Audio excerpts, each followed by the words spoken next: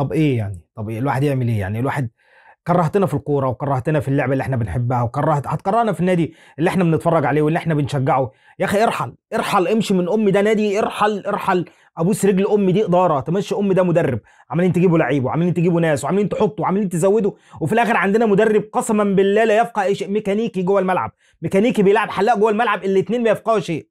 بتعمل ايه جوه الملعب؟ انا مش فاهم. اوعى تيجي تقول لي اصل احنا سجلنا هدف في بلس 90 واحنا فرحانين واحنا مبسوطين وتعادل، لان على ال 30 دي كوره. الواحد عصر على نفسه ليمونه بعد ما النادي الاهلي ما لعبش ماتش الزمالك، وقلنا يعني هنعصر على نفسنا ليمونه بعد اللي حصل، وبرده جاي النهارده تنزل تلعب ماتش يعني فريق معوقين بيلعب النهارده جوه الملعب. انا والله العظيم قسما بالله ما فاهم هو بيعمل ايه ولا بيسوي ايه ولا بيطين ايه على دماغه دماغ اللي خلفوه. طيب يعني ما علينا، يعني في الاول كده ما تنساش الصلاه والسلام على الرسول الكريم على افضل الصلاه والسلام، تدعي لاهلنا في ارض العزه ربنا يا رب يحفظهم وينصرهم. ولقاء من اللقاءات اللي تجيب شلل جوه الملعب، لقاء تخليك طول ما انت قاعد عمال تاخد سيئات فقط لا غير، ما بتعملش حاجه غير ان انت عمال تسب فيه وتسب في اللعيبه وتسب في اللي جابه جوه الملعب، وان انت مش فاهم هو اساسا عايز يعمل ايه جوه الملعب. واحد نزل النهارده قلنا الحمد لله الحمد لله، نزل بتشكيله معقوله جوه الملعب، بدا يحط كل لاعب مكانه، الحمد لله لعب وسام وقعد جراديشار ايا كان مين فيهم يلعب. النهارده لعب امام كلاعب رقم 10 جوه الملعب، احسن لاعب في النادي الاهلي النهارده، ما علينا. ولكن يعني قلنا خلاص يعني الدنيا هتفك، حسين الشحات على اليمين، اشرف بن شرقي على الشمال، ولا الشحات جه ولا اشرف بن شرقي جه، والمدرب قاعد بره كفتجي حلاق، ما يعني ما تفهمش هو قاعد بيعمل ايه، هو قاعد بيتفرج زيك بالظبط، ما بيعملش اي حاجه خالص. يعني لقاء ابسط ما يقال عليه احي. يعني التانية بقى انت حورها زي ما انت عايز تحورها، اعملها زي ما انت عايز تعملها، حاجه تجيب شلل جوه الملعب. ويعني انا بقول لاداره النادي الاهلي، حضرتك لو هتروح كده كاس العالم بالمدرب ده، في ظل لو انت جبت له كريستيانو رونالدو وميسي، وجبت له افضل لعيبه موجوده في العالم ولامين يامال، جبت له افضل لعيبه كده، جمعت له تشكيله، ورحت بمدير فني اسمه مارسيل كولر، فاحب اقول لك حضرتك ما تروحش. بلاها مارسيل كولر خالص، وبلاها كاس العالم، ولا عايزين نشوف وشه. مدرب النهارده بيلعب على ماتش فاصل في بطوله الدوري، يكسب يقرب من بيراميدز ويدخل في الدوري وان هو يلعب، لا مبالاه، فريق لا مبالاه، مدرب لا مبالاه. انا بلعب على قوه الفريق اللي قدامي. طب قوتك انت، قوه واسامي اللعيبه اللي معاك انت، فرقتك انت تعمل ايه؟ لا، انا هلعب على الهجمه المرتده. انا بلعب قدام بيراميدز في ظل السكواد اللي موجود عندي، وفي ظل اللعيبه اللي موجوده عندي، وفي ظل النقص العددي اللي موجود عند بيراميدز، اللي في اخطر لعيبه موجود عندهم مش موجودين النهارده جوه الملعب، وفي ظل طرد في الدقيقه 57. لا بس انا هلعب على قوتهم هم، انا مش هلعب على قوتي انا هشوف ايه هي نقاط القوه بتاعته اللي بيلعب عليها وهقفلها، بس نقاط الضعف اللي هو عنده فانا هلعب على الهجمه المرتده. اصل يعني احنا فرقه مكسحين، احنا فرقه معوقين، احنا فرقه ما بنقدرش نتحرك من جوه الملعب، فانا هلعب على الهجمات المرتده فقط لا غير. انا هخلي اللعيبه بتاعتي لما الكره توصل لهم هعمل 3 4 لمسات واروح قدام، لكن لما انا هطلع بالكوره واللعيبه بتاعتي طالعه بكوره مش هيعرفوا يطلعوا. ليه؟ عندنا مدرب سباك ما بيعرفش يطلع بكوره، مش محفظ لعيبته ازاي يطلع من الخلف للامام ويعمل تدرج بالكوره، تدرج سريع ناحيه اليمين او ناحيه شمال او من قلب الملعب، او تعمل عرضيه او تعمل 1 2 او تعمل اي حاجه جوه الملعب. لا لا لا, لا. انا ما يعني انا عندي مجموعه لعيبه، يعني انا لا اثق فيها، انا بقيت لا اثق في هذا المدرب، انا بقيت لا اثق في اي شيء خالص في يعني في كره القدم مع النادي الاهلي الفتره الاخيره. صفقاته بتجيب وناس وبتدفع وحوارات والدنيا زي الفل، و10 على 10 بنسقف ونقول اداره 100%، لكن عند النقطه الاهم وعند حلقه الوصل الاهم احنا واقفين نتفرج، ما فيش اي حاجه خالص. الفريق اللي قدامك ناقص اهم اللعيبه اللي موجوده عنده، وانت مصمم تلعب تحت الكوره، مصمم طوال الشوط الاول 45 دقيقه كل لعيبتك تحت الكوره، بل يعني قبل نص الملعب، يعني حتى ما بتعملش ضغط عالي ولا حتى ضغط متوسط، ده انت بتعمل ضغط متاخر يعني بشكل مستفز، وسايب الكره لفريق بيراميدز يلعب. وانا كالنادي الاهلي اللي اسم النادي الاهلي اللي متعود ان انا انزل يعني اركب اي فريق كرويا، لا انا هنزل اتفرج، انا هنزل هبص كده. يعني انا لحد امتى مارسيل كولر هيضل موجود بالشكل والاداء ده؟ كنت من اكتر الداعمين لمارسيل كولر السنه الاولى والسنه الثانيه وبدايه السنه دي، كنا من اكتر الداعمين، لكن دلوقتي وبالشكل ده احنا هنشيل الطين. انت رايح لبيراميدز، انت رايح لصن داونز الاسبوع الجاي، هتلعب الساعه 3 العصر، اهلا بالخمسات، اهلا في اول ملعب خدت فيه 5، اهلا يا عم مارسيل كولر، نورت يابا وشرفت. هتروح تعمل ايه هناك؟ باكات الشمال عندك طارت، قلت انا مش عايز علي معلول، مش عايز العبه، انا ما بشوفوش جوه الملعب، طارت الباك الشمال، طار يحيى عطيه الله، والنهارده طلع عمال يعيط لانه عارف ان الشد العضلي اللي موجود عنده خلاص هيحرمه ان العقد بتاعه خلاص انتهى مع النادي الاهلي، مش هيروح كاس العالم للانديه شهر ونص لشهرين، فاذا هو مش موجود معاك كاس العالم للانديه. ثم البديل بتاعه كريم الدبيس لما ينزل هو كمان شد. ليه يا عم الحاج في ايه؟ لا معلش، اصل النادي الاهلي بيدي اجازات بعد كل ماتش، ياخد يوم ويومين اللعيبه تاخد اجازات، وبالتالي فاحنا عندنا اجازات كتير، فاللعيبه خلاص يعني بتنزل الملعب عضلاتها مريحه، على عضلاتها مرتخيه، ما تفهمش في ايه، ثم عاملين ضغط عضلي كبير جدا جدا في يوم واثنين، وعادي خالص، عادي اللعيبه تنزل عندك بسم الله ما شاء الله، مفيش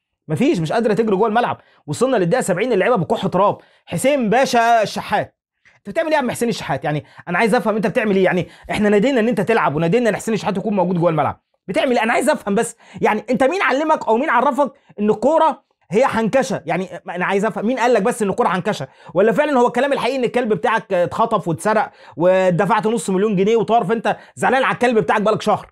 يعني لاعب نازل الملعب بيفكر في الكلب بتاعه اللي اتسرق منه، فقاعد زعلان عليه. يعني انا مش فاهم. طب انت نازل تعمل ايه؟ نازل تلعب ايه؟ انا عايز افهم. يعني هو ده اللي احنا بنطالب ان انت تلعب؟ لا انت تمشي يا حبيب قلبي، انت تمشي يا حبيب قلبي. في لعيبه كتير كده مفترض تاخد ايدها في ايد بعض كده وتتكل على الله تروح. عم رامي ربيعه 25 مليون جنيه، 30 مليون، 35 مليون جنيه، انت فعلا تستحقهم في بيراميدز. يعني انت النهارده تستحق 35 مليون جنيه في بيراميدز، جاي لك كره في الدقيقه 95 جوه منطقه ال 18، جوه منطقه 6، جوه منطقه 6 على خط المرمى وبتقلش.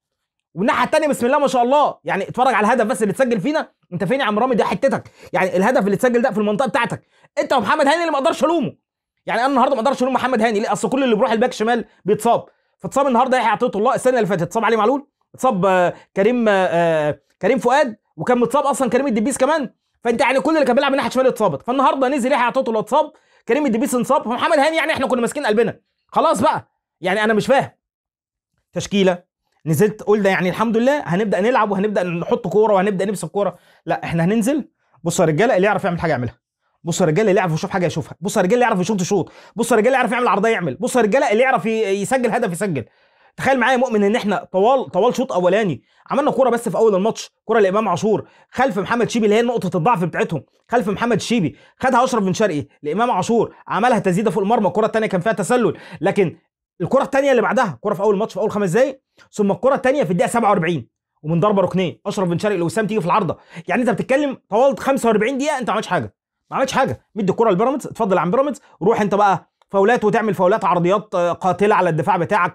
روح يا عم الحاج اعمل كره على الارض واعمل 1 2، روح انت واعمل عليها تسديدات. روح انت يا عم بيراميدز اعمل عليها انفرادات. لكن احنا يعني معلش، اصل انا بستحي. مارسيل كولر يستحي ان هو يفكر كيف يلعب او كيف تلعب كره القدم.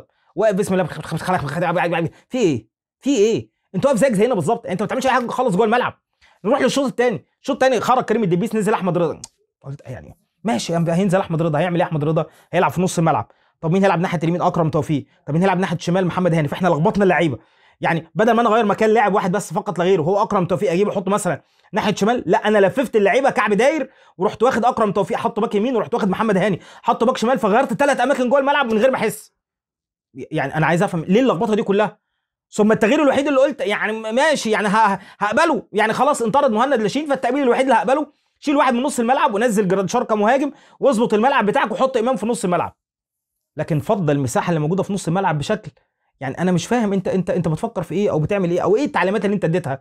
محمد طاهر نزلته ناحيه اليمين، محمد عبد الله نزلته ناحيه الشمال. لما تسال طاهر تحب تلعب فين هيقول لك احب العب طرف شمال. لما تسال محمد عبد الله برجلك الشمال تحب تلعب فين يقول لك طرف يمين. لا انا مش عايزكم تلعبوا اللي انتوا عايزين تلعبوه، انا عايزكم تلعبوا اللي انا مش عارف. يعني انتوا عايزين تلعبوا ايه؟ يعني انا مش عارف انتوا عايزين تلعبوا ايه. انت هتنزلوا جوه الملعب، فانا مش عارف انتوا هتعملوا ايه، فانتوا تتحطوا في المكان اللي انا مش عارف انتوا هحطكم فيه. فاهم حاجه؟ انا مش فاهم حاجه.